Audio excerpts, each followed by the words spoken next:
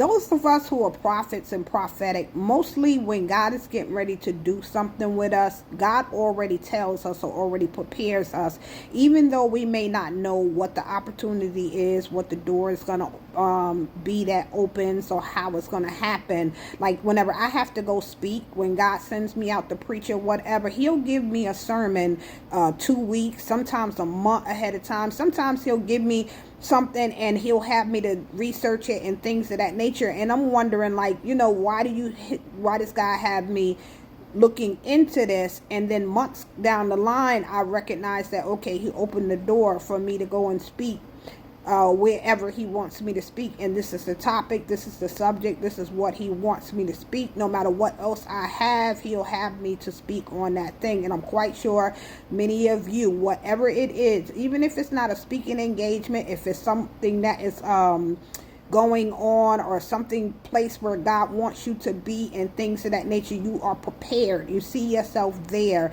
before you get there, or because of the assignment that is attached to it and what your presence requires for you to be there, why God has you there on assignment, and what it is that he has for you to do. Even if it's a word of knowledge, a word of wisdom, and things of that nature, you keep seeing this particular person, and then when you get there, you see this person wearing exactly what it is that you saw. God already gave you the word, already told you what the issue is, and already told you, what it is that you need to do. But the only thing you need to do is be bold and step up and go and speak to the person and things of that nature, and lack deliverance or whatever else that needs to take place. You need to do your part.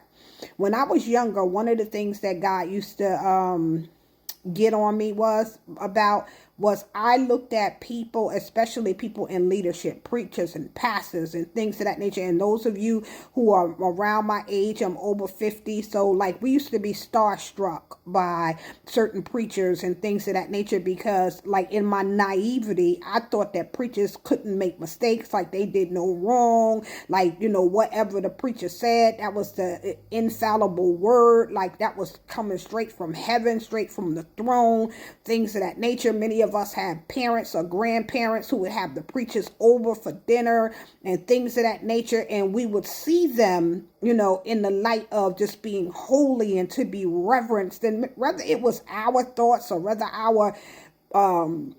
it was projected onto us by our parents or our grandparents, we were starstruck. So now when God gives me opportunities to do things, he always remind me, don't be starstruck. Don't get caught up in people and on people. When I send you for an assignment, I send you on assignment to say what I tell you to say, to do what I tell you to do, and not to get caught up in people. And one of the scriptures that he always reminds me of is 1 Kings chapter 13, the story of those two prophets, the young prophet and the old prophet, and how the young prophet was tricked by the old prophet. The young prophet ended up being unalive because of what the old prophet said. The experienced prophet, the prophet who knew better, the prophet who led the young prophet astray, because the Bible doesn't say that the young prophet was starstruck, but it was something that he respected about the old prophet, that he took his word for it. And God, he lets me know, I don't care what the big name is, what the platform is, or who it is. You stay discerning. You stay listening to me. And whatever the assignment I gave you, it doesn't matter who don't like it.